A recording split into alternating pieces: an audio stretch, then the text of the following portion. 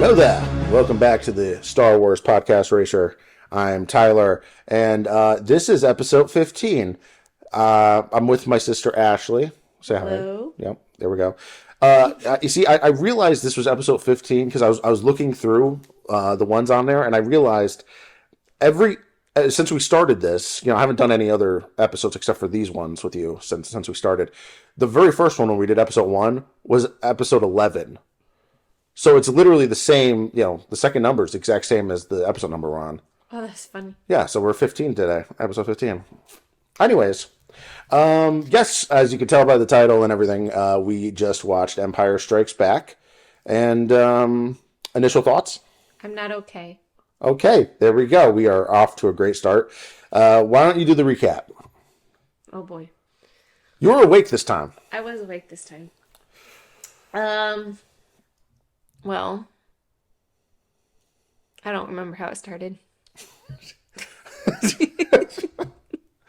They were on the snow planet. Yep, and there was the it looked like the abominable snowman. Yep. That attacked Luke. Mm-hmm. Then they fixed him up, and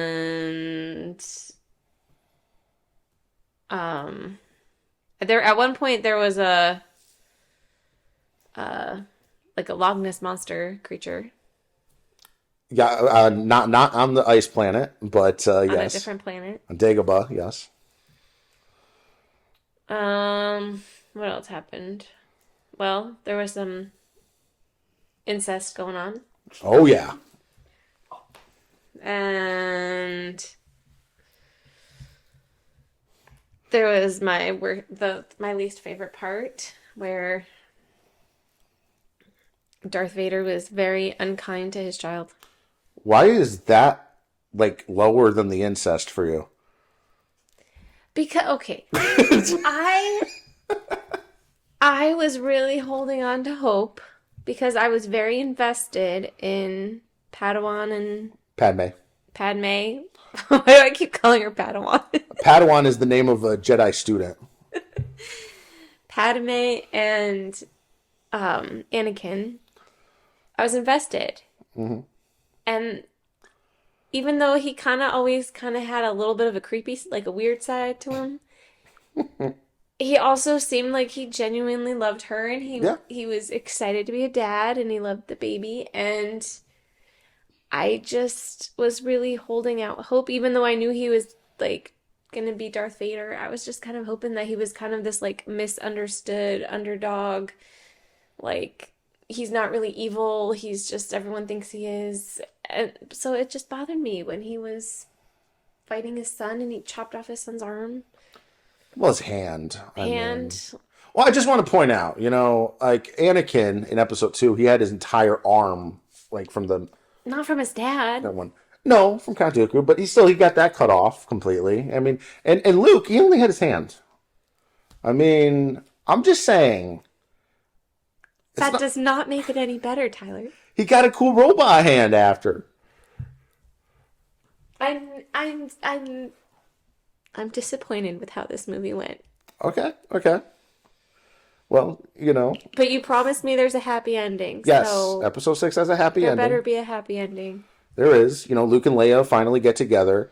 No, I was kidding. Oh my goodness. No. Once again, you did a recap where you don't mention Obi-Wan Kenobi at all, which is still hilarious to me. You told me also you did not even remember Obi-Wan being in the movie. I don't remember him being in the movie. I don't know what you're talking about. Was it the same actor? Same one as the last movie, yes. The old guy. I don't know. The one that talks like this. You must go to the Dagobah system. There you will learn from Yoda, the Jedi Master who trained me. I recognize the Darth Vader where he said, you don't know the power of the dark side. That was totally some toy or mask or something you had as a kid. I totally recognized some of those lines. Yeah, we talked about that in the episode 3 podcast, actually. Yeah, your my voice, voice changing helmet. But yeah, okay. Wait, did the guy that Leia liked, Han, yes. what happened to did we find out what happened to him, or was he just dead? No, he's not dead. He was frozen in the carbonite and was taken to Jabba the Hutt. So are we ever gonna like find out what happened to him? Yes, next movie. Yeah. Yeah, but yeah, because he was taken to Jabba the Hutt because if you don't, I mean, I say if you remember, but considering the last movie, having some trouble staying awake. He was the reason why he helped Obi-Wan and Luke get off planet in the last movie was because he owed Jabba the Hutt a lot of money. So he still hasn't paid him back, and now at this point, Jabba the Hutt's sending out bounty hunters to collect him, which is why Boba Fett collected him and is taking him to Jabba the Hutt. Just call him Bubba Fat. Boba Fett. Oh. It's not that weird a name. People drink boba all the time now. That is true. Isn't boba like these like weird like a drink of like Yeah, like these circles? weird. Yeah, like balls, these little weird, balls. Yeah. Like, I don't want to drink balls. That's weird. I don't know. Like the texture of I've it never just tried it, seems but like terrible to me. yeah. Then again, with me, my autism, any texture is terrible. But anyways, Autism. yes. So yeah, interesting thing with Empire Strikes Back. This is most people's favorite Star Wars movie. Not mine. Okay. Most I can people. see that. I can see where people would. Yeah. I personally liked this one over most of them. I figured you would. I wouldn't say it's my favorite, only because I liked the storyline of Anakin. Mm-hmm. But I think there was more character interaction in this one, Well, versus like the weird fights and weird characters. yeah, I figured you would like this one a little bit more because of that. Yeah. That and the romance, we got, No, that was weird. Han and Leia, I meant. That was weird too. Really? No, I couldn't get You into didn't that. like the Han and Leia No, romance? No. I like the Han and Leia He romance. seemed really older compared to her. They had to have been Okay, there's- a big age gap there. Okay, yeah. Well, I mean, it's best not to think about the age gap. Do you know what it is? It's 9 years. In Oh, really? universe. That's it? In universe, it's only 9 years. In real life, I think it's more. Like the actual actors, I think it's more. Yeah. Not too much. I think it's only I think it's under 15 years. Like it's sometime Okay. between 10 to 15. It looked 12. way more. It looked more than that. Well, I mean, okay, you also got to remember, for whatever reason, in the 70s and 80s, people looked a lot older. That's true too. I don't know why. It was weird. You'd see somebody be like, "Oh yeah, that's a 22-year-old," and they look like they're 45. I don't get that, but Rough time of the century to grow up, I guess. yes, I don't know. I guess it's better than you ever watch The Blob, the original 1950s The Blob? No. They have like a dude that's, I swear, is like 42 years old that's playing like a 17-year-old. And he has like the main character. It is so weird. He's like, yeah, man, we're not gonna listen to the adults, and like the adults look younger than him. I don't know. It's weird. There were some weird decisions back then. Anyways, but yeah, most people like this the most. I think a lot of it is because of like the more dramatic, like you said, stuff like character stuff and all that. A lot of people also really do like the Han and Leia romance. I do too. Really? I do. I like the Han and Leia romance. I think it's fun. But in fact, actually, I don't have a picture in front of me. If you look at the actual theatrical poster for it, the way they show Han and Leia is specifically supposed to look like the poster for Gone with the Wind. Like okay. like that like romantic Yeah. whatever. Yeah. Also, it has the love triangle aspect in this, but Yeah, it's weird. I'm like, why are you always kissing your brother if you have a boyfriend? I gotta say though, it could have been worse. There's deleted scenes in this where there was a lot more. Like they really were playing up the love triangle aspect of it, where Leia liked both of them and couldn't decide or whatever, and they cut like all of that out pretty much. I'm glad. I'm glad too. Been weird. I'm sure George Lucas was also very glad when he got to the next movie, which we'll get to. But that's the thing, is that Luke and Leia, they did not know Luke and Leia were going to be siblings yet. And there was, at this point, I'll get a little bit now into the actual like behind the scenes aspect of it. Actually, I'll go back a little bit. I'll get to the other part. So I have a book right here, Splinter of the Mind's Eye, Okay. by Alan Dean Foster, who was actually the guy that wrote the novelization of the first movie under the pen name of George Lucas. But yeah, this is an interesting book. This came out in 1978, so this came out 1 year after the first movie, after Episode 4, and before this movie came out. And so it's a very unique time because at this point they also did not know that Vader was going to be Luke's dad or anything like that. So it's a very unique one. Han Solo is not even mentioned in this, but they do focus on romance between Luke and Leia. Oh boy. Here's the thing, though. Initially, this was commissioned not just to be a book, but to also potentially be the basis of the sequel.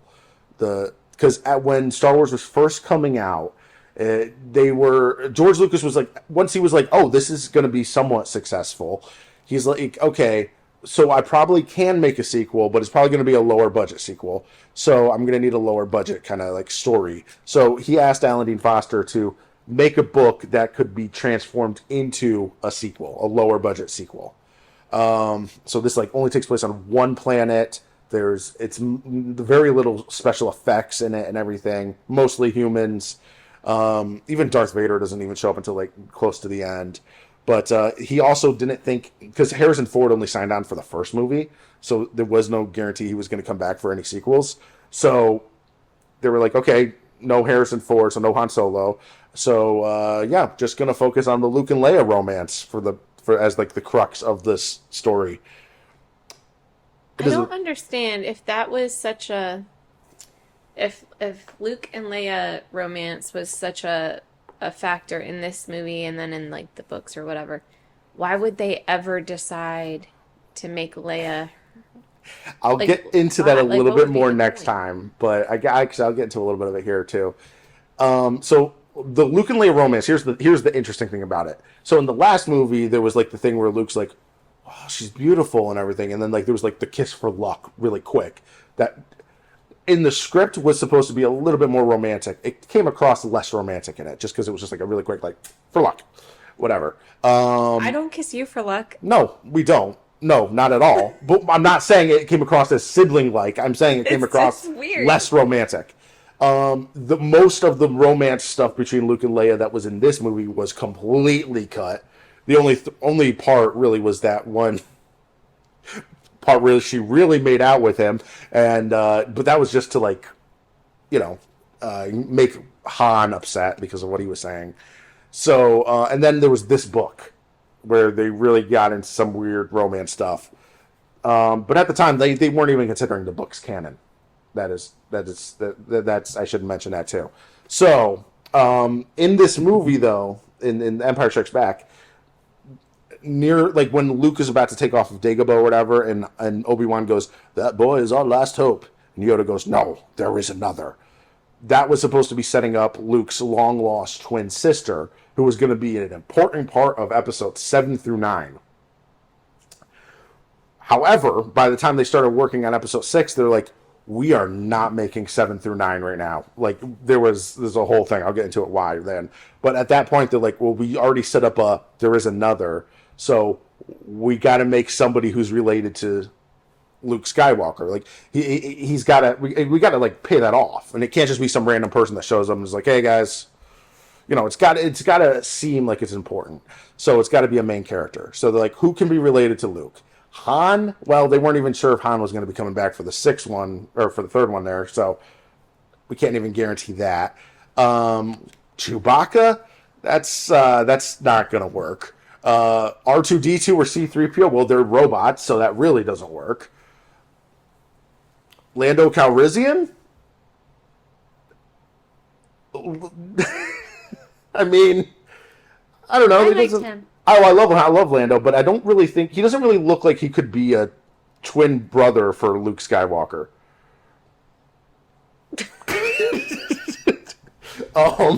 Just saying.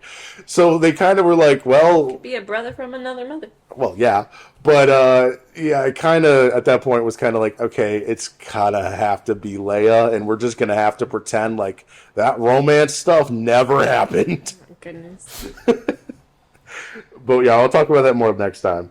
But yeah, so originally that book was going to be the basis for the sequel. However, what Lucas realized was, first off, Star Wars was doing amazingly well beyond anything he would have ever imagined for success. And not just that, but the toys were selling even better. Like, he was making way more off the toys because he still owned the full rights to all the merchandising and everything. And the toys were constantly coming out and getting updated and all that. So he realized he could have a higher budget sequel by paying for it himself. Empire Strikes Back is essentially an independent movie, finance wise. I mean, pretty much all of the Star Wars movies after this are, after the first one, Episode 4 was. Interesting. So, yeah. So because of that, he's like, okay, I don't have to do this one. Harrison Ford said he would come back as Han Solo. So, okay, cool, whatever. I can just make it more of how I want to do. And so that's why he started fleshing out some ideas, working on the script. One of the things he had was like, he didn't have, I mean, because Obi-Wan Kenobi died, he couldn't train Luke, so that's why he created Yoda as a little inversion of what you'd expect. Instead of this like strong, tall warrior, just this little green weirdo that is in fact super strong in the Force. So a lot of things you can do there. And he did have like Obi-Wan and Anakin Skywalker show up as Force ghosts in the script, just to be like, hey, Luke, listen to Yoda. Don't give in to hatred, and you're gonna have to fight Vader. But it just didn't seem to work right, specifically the Anakin Skywalker ghosts and everything, like, because he wasn't really a character, at this point, from what was being written. And that's when he kind of came up with this idea of, what if Anakin Skywalker and Darth Vader were the same guy? He actually went to a child psychiatrist just to make sure like this wouldn't like mess up kids. Like, oh wow. Yeah, he was really, really concerned about it potentially like being a harmful thing. Like, he's like, I think this is a cool idea for a story, but kids love these characters in these movies. I don't want to mess them up. And so a child psychiatrist is like, it should be fine. You even have it on here that like, Luke isn't even totally sure he believes it. So there's like an out if like you get like feedback that like kids are really like upset. So there was a potential for an out in the next one if they needed to be, because there was just a little bit of a doubt in there, So, but ultimately, of course, that no, people loved the twist, so it didn't bother kids. Though there were a lot of kids at the time that did not believe it. A lot of kids were like, "Oh no, Vader's a liar. He's a bad guy. He's a liar. So he's lying." But of course, because we watched it from episode 1 through there, we know, of course, he is not lying. He is telling the truth. Yeah. So there was that twist, though.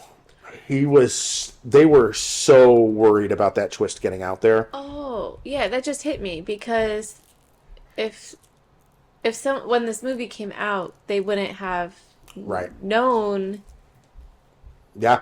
that Darth Vader had a child until that exact moment. I didn't even think about that. Yeah, like even like when the Emperor talks to Vader, he specifically says like the son Luke Skywalker is the son of Anakin Skywalker. He doesn't say it's your son or whatever. They wouldn't have even known anything about Anakin. No, not his really name at all. No, they knew that Luke had a father who was essentially that, according to Obi-Wan, was killed by Darth Vader. Because that's what Obi-Wan says in the first one. So yeah, in the first one they knew. The last movie we watched was the first one. Yeah, that's what I meant. Yeah, the first one released. Yes, first one released was the last one, Episode 4, New Hope. And this would have been the second. Yeah, the second one released. Oh.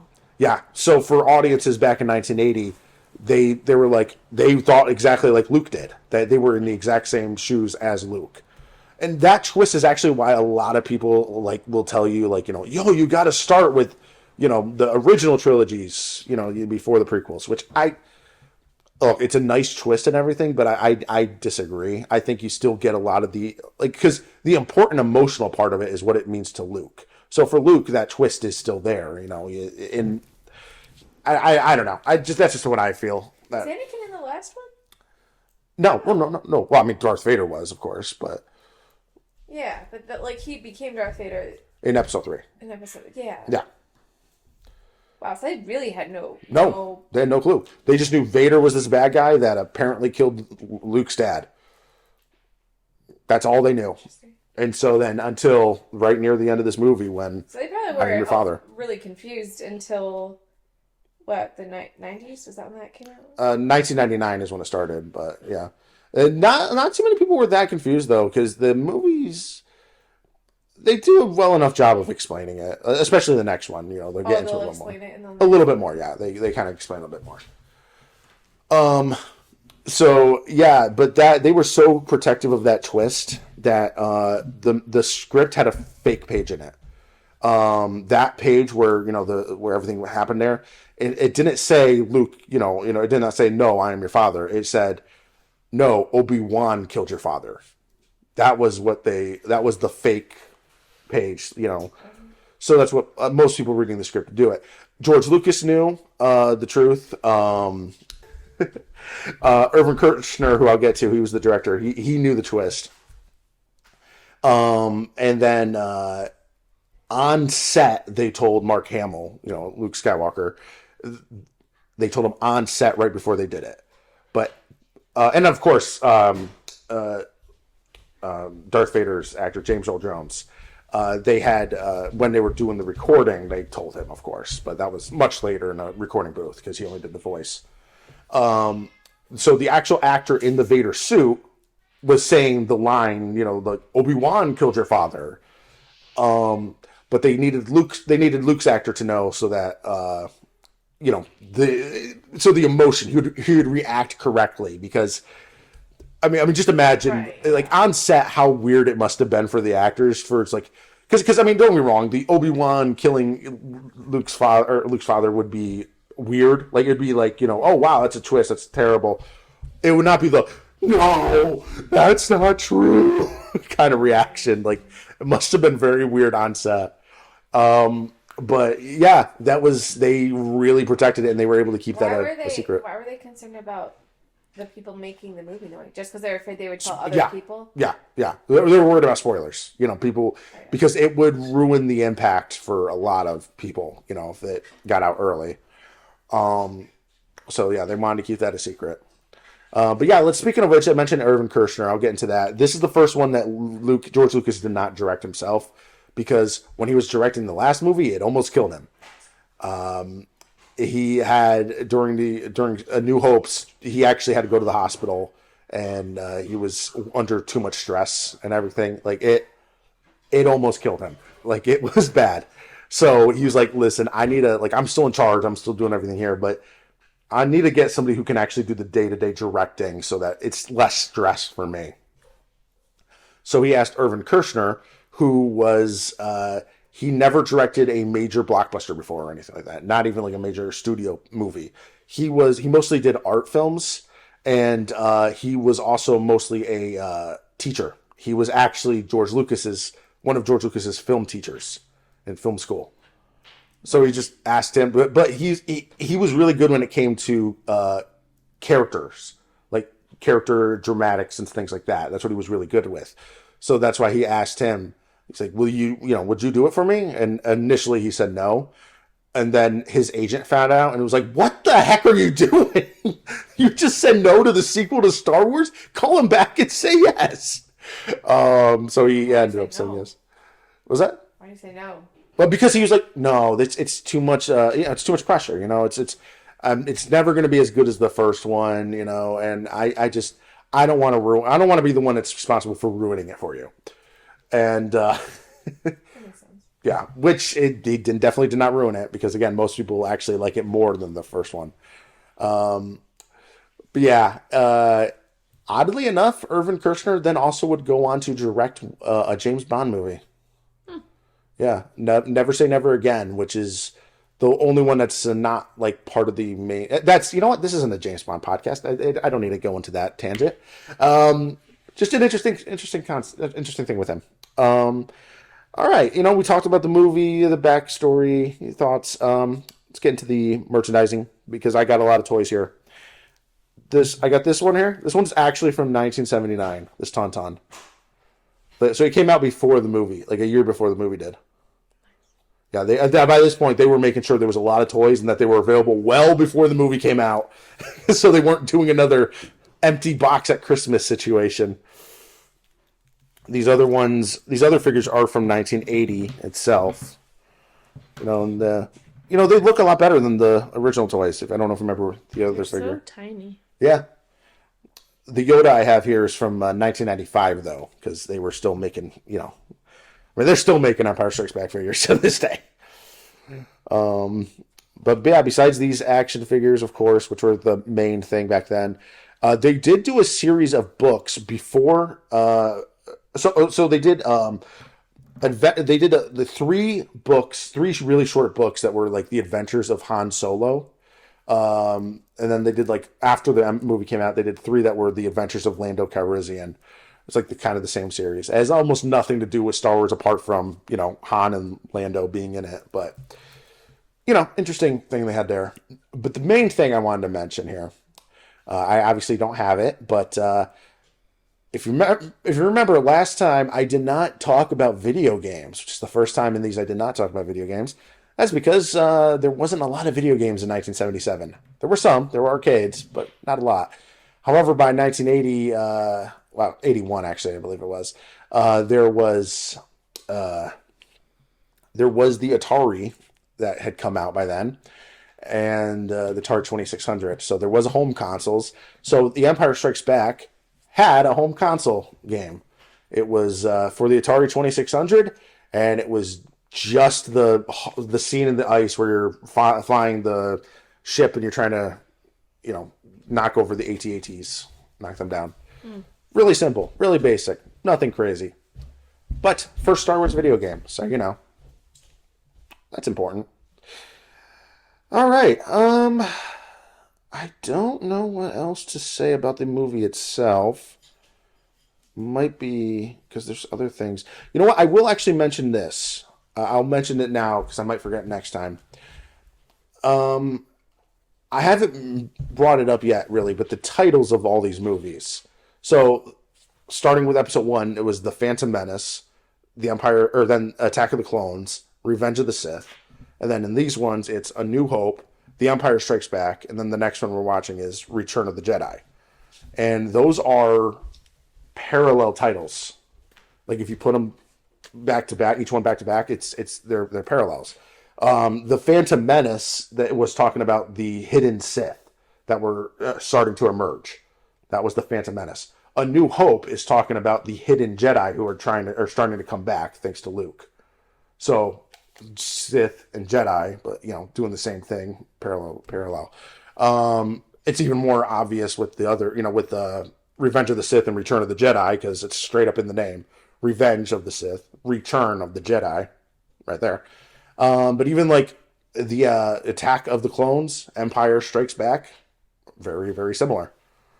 I just find that really fascinating that he had the, again, just kind of poetry, like it rhymes, Mm-hmm. And then Disney totally ruined that with the sequel trilogy, but we're not getting into that. But yeah, I think that's fascinating. All right, so we have one movie left. Yes. Like I said, Return of the Jedi. So, this one takes place 1 year after this movie. It was released in 1983. What do you think is going to happen in it? I don't know. Probably not what I want to happen. What do you want to happen? I want Darth Vader to be good, like to turn good, and to go back to being a Jedi, and to help train his son, and they can be like a double force to be reckoned with. And Leia can also do it. I don't know. I don't know if she has powers or not. Okay. Does she have powers? Yeah. I mean, not that you really see much. I mean, there's kind of a hint at it in this one where she can, when Luke was calling out to her, she could sense Luke calling See, out. they could be like a really cool team for good, but that's not what's gonna happen. Okay, so what do you think is going to happen then? So you said what you want. What do you think? Luke's probably gonna kill his dad, and everyone's gonna clap and cheer and live happily ever after, except for me. What do you think is going to happen with the Empire or the Emperor? The old guy? Yes, the old guy. They're gonna somehow, I don't know, maybe he'll die of old age. Die of old age. Well, I will tell you, yeah, somebody's going to die from old age in the next movie. Well, yeah, someone will die of old age. All right. I am curious. Okay. So, when you say what did you call it? The sequel trilogy? Yes. Do those all take place after this next one? Yes. Yeah. So there is more that there's enough ambiguity to where people were able to make another 3 movies after this. Oh, yeah. Oh, well, yes. Or is it just like a spin-off where it's like a different generation?